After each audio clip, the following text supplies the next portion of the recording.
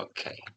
So again, Dharani, whenever you want, Dharani is here with us today in the context of the webinar series of the Living Heritage Platform, a space to interact and to share knowledges from all around the world about heritage, climate change. And today, Dharani will present us outputs of a project that she worked with, and she was, if I'm correct, she was leading a part of it. And the presentation is titled "Inheriting Heritages in the Anthropocene: An Indian Case Study." So, whenever you want, Dharani, now I will start to share the presentation, and you can start. Yes, we can start. So, hello everybody. I hope you're all having a good day in whichever time zone you are, and I'm very glad to be presenting this talk for all of you. My talk is titled Inheriting Living Heritages, an Indian Case Study. And this is something which is close to my heart, not only with respect to the aspects that we've learned as a part of the project, but apart from that, the usefulness or the role that intangible heritages can play, specifically with respect to the climate crisis that we are right now going through, is something that I feel needs to be spoken about more than anything else. I might be biased, but also not so much. So here we go. I am Dharini and I'm from India. And the before starting my doctoral studies in Canada, I was a Young India Fellow at Ashoka University in India, and I did my master's in University of Edinburgh. So a part of my research interest lies in the intersection of Indian cultures, Indian literatures, and environmental humanities. So the project is one of the testaments of these research interests. And today's webinar and discussion will be centered around living and intangible heritages and what role they can play, like I said, with respect to approaching the climate crisis and adjacent discourses. So let's first start with heritage. So can we go to the next slide? Yeah, so this is something that we're all familiar with, but then if you close your eyes and if we just imagine the word heritage, what could be some of the keywords or images, concepts, artifacts, or examples that come to one's mind? Anything that you would want to share? Anybody? I don't know, probably memory or like a very old building, something like that. Yes, thank you so much, Samuel. So usually we associate heritage with a photograph or a building, museums, memories of visiting these places, but heritage is much more nuanced than this. So if we go to the next slide, we can see some of the definitions which are present in credible sources with respect to how we can define heritage. So in the next slide, we can see that UNESCO defines heritage as the cultural, historical, and social legacies which are passed down through generations. Or our heritage is what we have inherited from the past to value and enjoy in the present and to preserve and pass on to the future generations.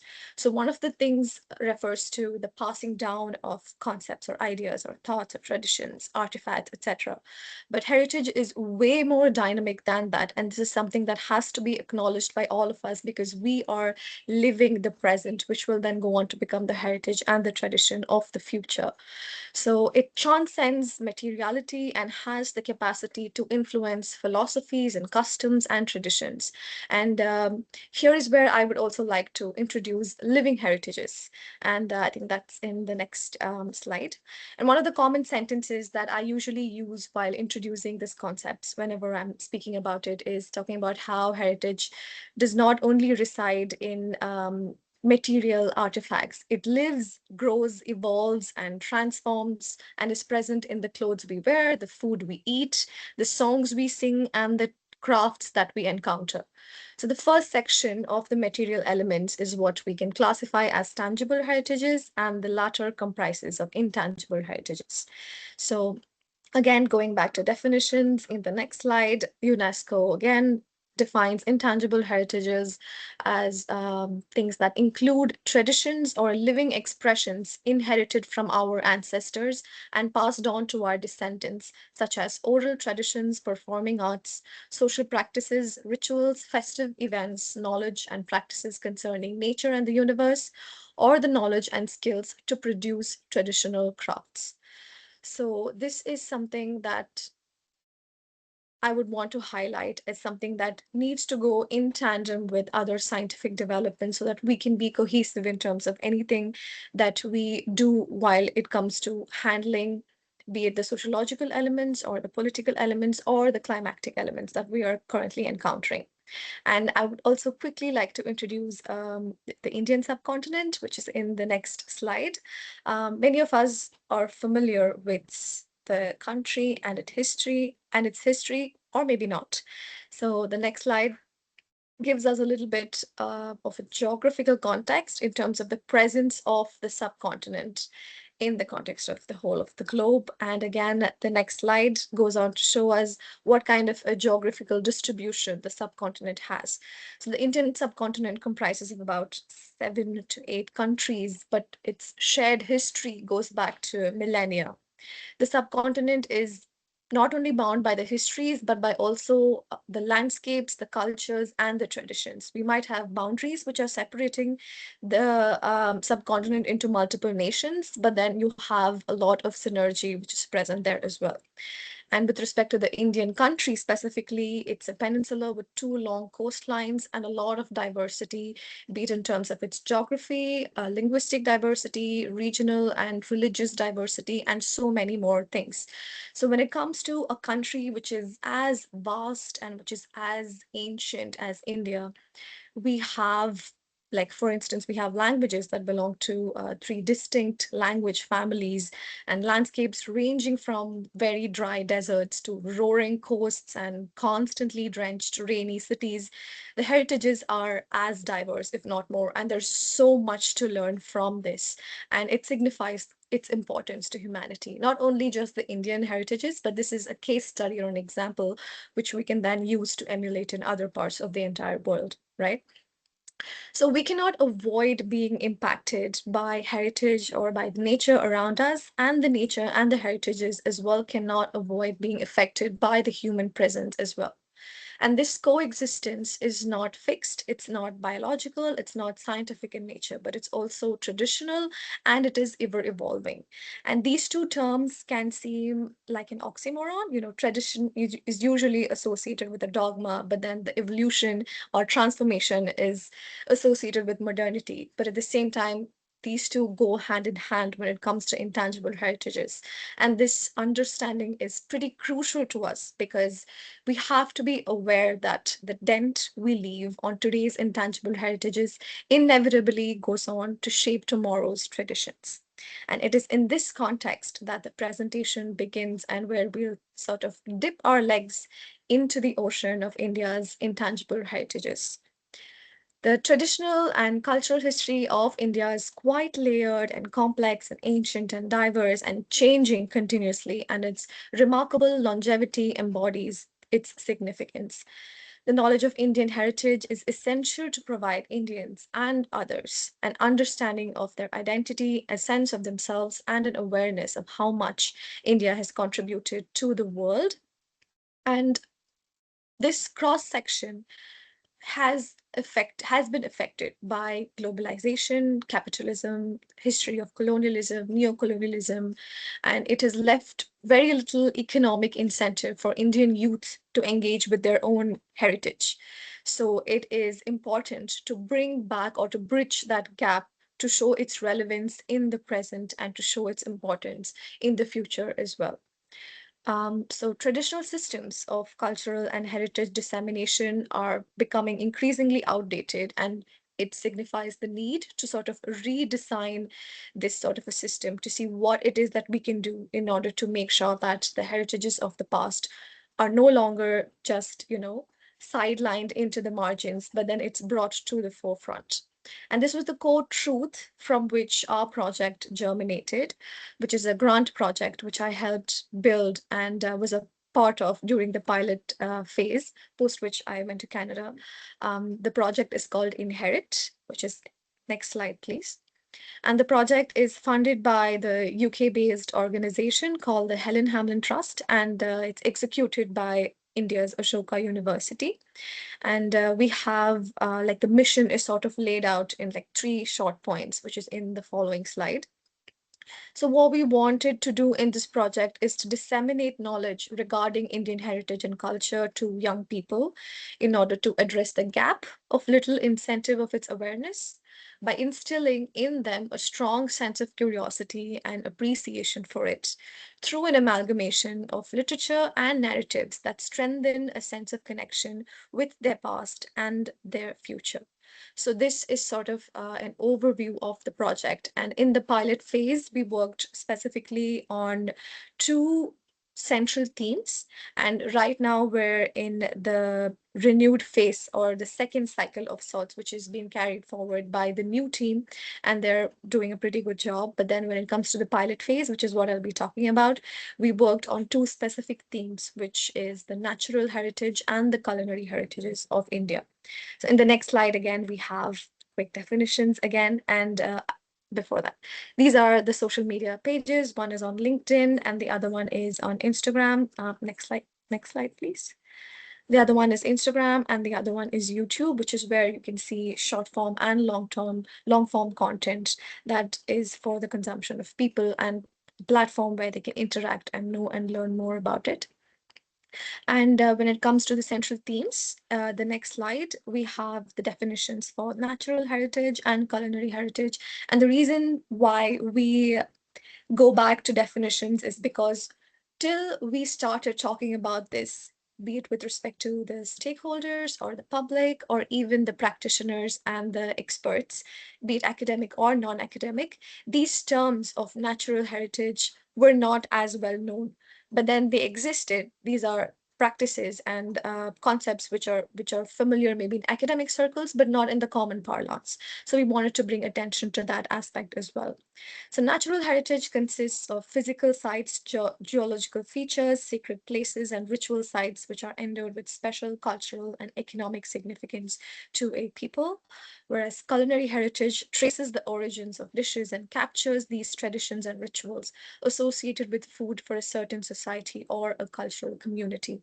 So, these were the themes that we worked with for the pilot phase of the project. Natural heritage, again, because of its significance in terms of so many things that we can learn from the people and the communities in terms of its relevance to the present and the future. And culinary heritage, because it's a very intimate thing to all of us. We literally interact with food a minimum of 3 times a day, and food is almost inseparable from nature. So we could not sort of draw that boundary between these two. And if we can go to the next slide, we have the project trailer, which I think for now I'm going to skip. Maybe we can play it at a later point in time, but it's also available on YouTube, where we just outline some of the elements of what we did in this project. So in order to bridge the gap between information about heritages amongst people who are practicing it and amongst people who are studying it, with the people who may not have as much knowledge about it, but then it's helpful to know. So we created short and long form documentaries, docudramas, and reels for social media, and also podcasts featuring experts on specific topics and workshops, interactive, immersive, experiential workshops for school children. So it was a very ambitious sort of a pilot project where we worked on multiple elements to try and make sure to create a platform where the information is not just passed one way, but then ultimately it eventually leads to a situation wherein there are multiple people who are sharing information and they do not think that a story of a specific memory or a story of a specific knowledge or a specific anecdote of their ancestors is something that's not worth sharing.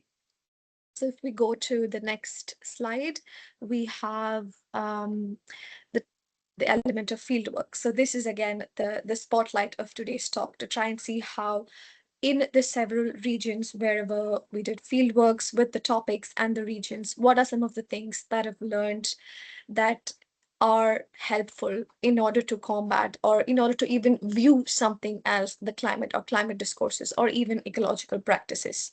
So if we see in terms of the areas that we've gone to, we worked on four different topics in the natural heritage space and four different topics in the culinary heritage space. So if we see in the next slide, we have some of the notes from the field, if I may call it that.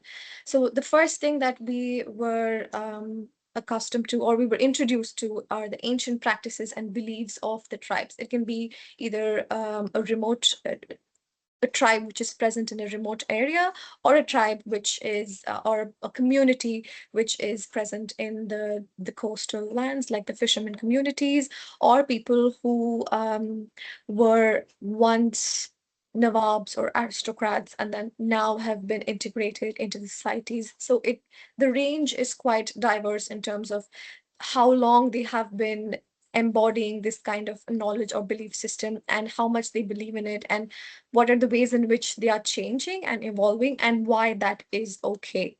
And the second specific element, which is my personal favorite, is the sacrality of nature and the acknowledgement of dependence.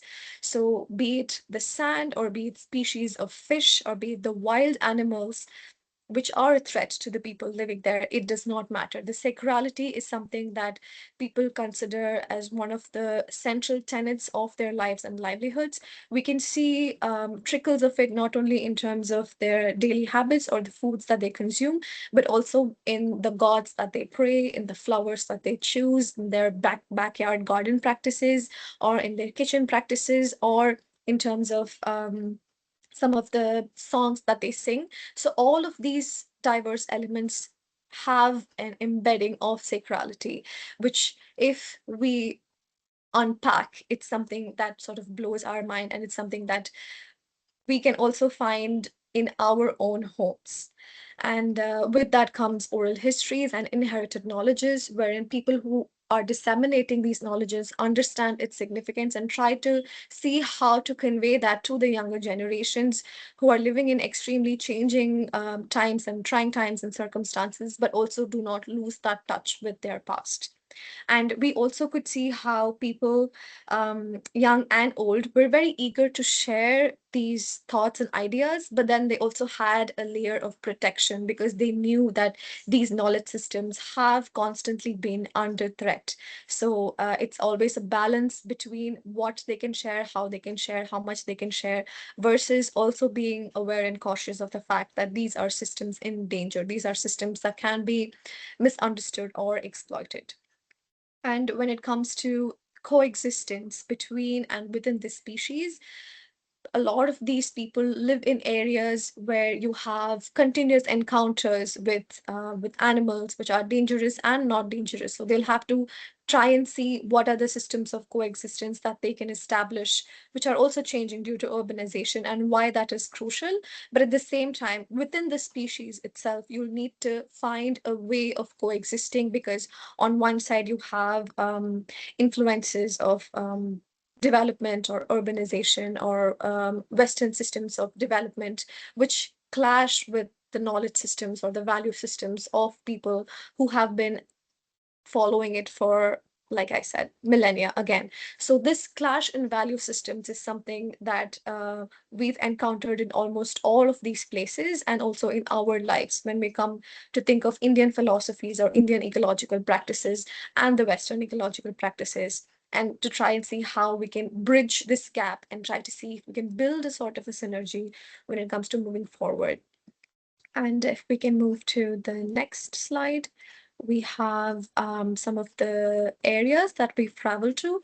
So the Sundarbans is the world's largest delta and mangrove forests in the entire world, and it is an area that has that's a delta which mixes multiple rivers and the Bay of Bengal, but at the same time it has the mangrove forest with high and low tides where even the ground is not stable. So then it's continuously changing and evolving. It has a lot of crocodiles which are moving in the waters, and tigers inhabiting the population, and people living alongside. So the amount of stories and patience and respect that they have for these animals, considering them as sacred, and also some of the religious beliefs that they have in terms of the goddess Bono Bibi, which serves as a deity that protects the people when they go into the forests, as long as they are not greedy and enter the forest with a pure intent, is something that we've covered in that's been covered in a lot of books, in a lot of texts, be it academic or non-academic. But then once we reach these places and interact with these people is interact with the people is when we know that there is still a lot of gap, there are still a lot of stories, there are still a lot of elements or anecdotes or knowledges and values which are still not as known as they should be. And the Nilgiris is present in the southern part of India, which is in the Western Ghats. So you have a range of multiple forests, again, ranging from deciduous forests and shola forests. And the main elements that we focused there was on honey hunting, specifically focusing on multiple tribes which follow multiple practices of honey hunting, where they try to see how they can use sustainable or non-harmful methods when it comes to extracting the honey, not taking more than what's necessary, but at the same time trying to see how they can make the tools needed for it using the elements that they take from the forest. And there's a lot of give and take and an acknowledgement that life and people are not as long standing as they should be. And over the process of going for the field work and the release, and right now we have also lost two people who were from the Nilgiris who did give us a lot of information due to, the life in the forest. So it sort of highlights the fact that it cannot be romanticized. There's a lot of risk in living in these places, and it's a choice that the people and the communities make every single day when it comes to trying to see how much of importance to give to the forest, what they can take, what they can give, and how everything is interconnected. And you need to have an inclusive perspective when it comes to approaching this. And in the next slide, we have two of the other topics. One of it is the Thar Desert, which is a very young desert when it comes to the history of deserts in the global setting. But then we can try and see how deserts are not just barren landscapes as it's usually imagined by us. There is still a lot of diversity when it comes to the flora and fauna and the sand structures, the rock structures, and how there's a lot of synergy. And even when it comes to the water bodies which are present, and how the communities living there give so much importance to documenting the histories of the multiple families, and at the same time have the ability to see the clouds and to sort of read it and try and see how, given the fact that they have rain for so few number of days, how to make sure that that much of water is enough to sustain the entire village for like a whole year. So that was a very helpful thing for us to keep in mind, that a resource that is as scarce as water is being used by them in such a careful manner that even if we've visited villages wherein there has been no rain for whole 1 or 2 years, every house that we enter, all of the women do go ahead and offer us like glassfuls of water without any hesitation. So it sort of gives us a reality check of the importance of such a resource and how carefully they have utilized their knowledge systems of the past to make sure that it needs to be preserved. And trees was the topic which we went to last because we wanted to try and bring in a topic which is relatable for maximum number of people, and to not just think that natural heritage is something which is locked away in multiple far areas like a hill or a sea or a delta, but then it's something which is present right in front of our houses. It's present in highways and roads and our backyard, for instance. So that's a topic where we try to see how we can make use of our local flora and give it as much importance as we would a forest area. And these were the natural heritage elements. And when it comes to the culinary heritage, in the next slide, we have two of the topics, one of which is leaf wrapped cooking. So when it comes to trees and leaves, So we use a lot of these leaves, not specifically in the food, which we also do, but then we make a lot of food which is wrapped in leaves and then it's cooked. So the properties of the leaves, the structure, where you can find it, all of it influences the taste of the food. And it really helps us to know that the history of the food is very different from just having consumed it or just knowing how to cook it. And biryani is a topic which, again, I have a little bit of a clip later, so then that can sort of explain the significance of it. And when it comes to the other two things, in the next slide, we have seafood, because in the Indian coastlines, it's impossible to avoid covering seafood because we try to see what are the similarities and differences in the coastlines, in the seas itself, because while interacting with the fishermen from both of the sides is when we got to know that each of the states and the corresponding sea areas have different structures, different kinds of fish, and the way in which they fish in these areas also changes depending on the nature of the waves and the seasons that take place. And the fishermen there have an insane knowledge, in-depth knowledge of what seasons have what kind of fish in what areas of the seas, and how much of the fish will have to be captured in such a way that you still have enough amount of fish for them to reproduce in a sustainable manner. So the terms like sustainability were something that they've been embodying in their practices for so long without even calling it using these terms, and what kind of threat that they face from commercial fishing and trawlers.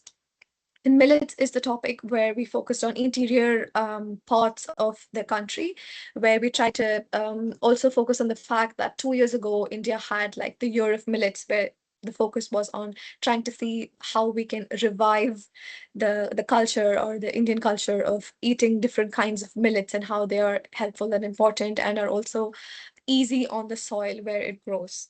And these were the 8 sort of topics or slash regions that we worked on, where multiple people, communities ranging from remote areas to urban areas gave us a lot of input in terms of what it means to eat a specific food, what it means to pluck a specific leaf, what it means to live amongst multiple species or animals, what it means when a river body is existing beside them, and how to see it, how to live with it, and how to live for it, and how the give and take is as much of a give as it is about the take. And the next slide, I think, has tiny videos which I've made, which we have not yet used, but then I thought it might make sense if I can just play it. And okay, I think it's Wait, can you hear there. it? I think it's breaking a little bit, but I know what I said, so I think I can just repeat Okay. the content of the videos. So the first video is on biryani. So biryani is, as we've dubbed, the sort of a national food, because there are so many varieties all across the countries. And in the span of about 6 months during this project, I think I would have consumed at least 22 different types of biryanis. And there's no one true or correct type of biryani, was one of the things that we wanted to convey to the audience, because no matter what, it is not something that you can define when it comes to food and recipes, because authenticity is something that always comes into question when it comes to culinary heritages, while trying to see what is the origin of a dish, from where it moved to where, what does it mean, what does it say, is a change okay or not? Because for me personally, the way in which me or my family have been making biryani, I was told later during one of the discussions, is it's technically not a biryani, and it pierced my heart. And in another sense, there's also the vegetarian version of biryani, which does not get enough validation. But then while looking into the history texts and the modern texts and the culinary nuances of it, is when we also found out that historically there is a basis that says that vegetarian biryani is as valid as a chicken biryani or a mutton biryani, which made a lot of our vegetarian team members very happy. But then it also told us about how heritage is something, specifically intangible heritages are something that needs a lot of space and room to change, to evolve, wherein the people and the heritages itself will need to learn, unlearn, relearn in order to transform and evolve. And that is why it is intangible. And this does not just apply to food, it applies to so many more things. And we cannot define things by boundary when it comes to anything like identity, or what is right or what is wrong, what is sustainable, what is not sustainable, what is the accepted form of knowledge or what is the discarded form of knowledge. So then we need to give space to all of these things in order to evolve into something that we ourselves can be proud of. And the next slide, I think, speaks about trees. Yes. So trees, as I've said before, was a topic that we chose in to facilitate or to highlight the part of accessibility for people wherever they are. You can still have access to trees, but then the people or the characters that we explored or learned from showed us very clearly how, when it comes to encountering trees, be it in the front of their houses or in their backyards, gardens of neighbors, or a tree which is in their curbside road, it does not matter. They still treat those trees as members of their own families. They try to see how to make use of some of it for themselves and to also take care of it, because they know that it's important to have trees, be it a moringa tree or a pomegranate tree, a banana sapling, small shrubs with multiple varieties of ginger or curry leaves. And all of these are trees that I can speak about because they're all around my house right now. So it is ingrained in our everyday life, and it's important to speak to the characters and learn and try and see what are the ways in which they make space for the trees, because they know how important it is to have not only the trees but also what they can teach, and what it takes in order to keep them with us. So, one of the things that the team wanted to do after working on the field for this specific topic is to try and see how we can sort of revive this tradition and relive the memories and to recreate it for our future generations. And the aspect of intangible heritages becomes quite useful here as well. And the next slide for us is yeah, what are we changing when it comes to knowing so much about intangible heritages, documenting it, and learning it? The first thing, as we all may know, is diversifying the knowledge systems, going far beyond the textbooks, going far beyond what is present on websites, what is commonly known as the policies or um, Western forms of thinking. But then to that discourse, we bring in a lot of the discourses of the global south, communities, people, or as I like to call it, the recipe books of grandmothers or the life experience of grandfathers, which again will help us unlearn the harmful approaches which we didn't quite know are harmful. So then when we try to see the existence of multiple or different knowledge systems which is different from what is right now the norm, then is when we can analyze to try and see how harmful or helpful a specific approach is. And then once that assessment comes in front, we can try to see how to change certain things. And the bridging the gap element is where we try to see how to bridge the gap between what is most commonly known or what is regarded as legitimate knowledge versus what is otherwise sidelined on one side, and on the other side, the knowledges that are followed by the practitioners or studied by people, to the people who are in the public who do not know as much when it comes to the values of these traditions or heritages, which they have been practicing, but then they do not know the significance. So that gap is something that we helped bridge. And each of these things, when placed under the topic of the climate discourse or the climate crisis, we can try and see how maybe an information that is told by a fisherman about how certain shells, the presence of certain shells signifies certain things about the nature of waves, versus how another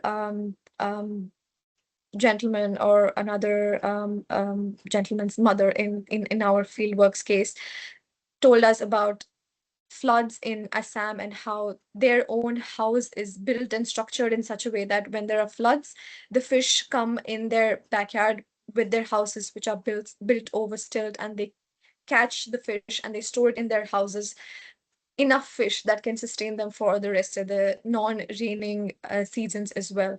So these are multiple perspectives that we can then bring on the forefront to try and see how it is helpful to localize the kind of approach you have towards a climate in a specific geographical location instead of standardizing it or universalizing it. Next slide, please, which is the conclusion.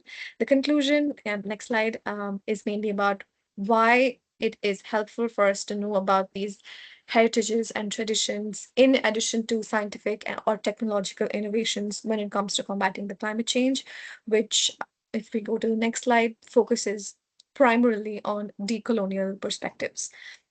So to dismantle the knowledge hierarchies, we would need to document or preserve certain already existing and proven practices about how we approach the nature or how we approach an ecosystem or how we approach a single species of life.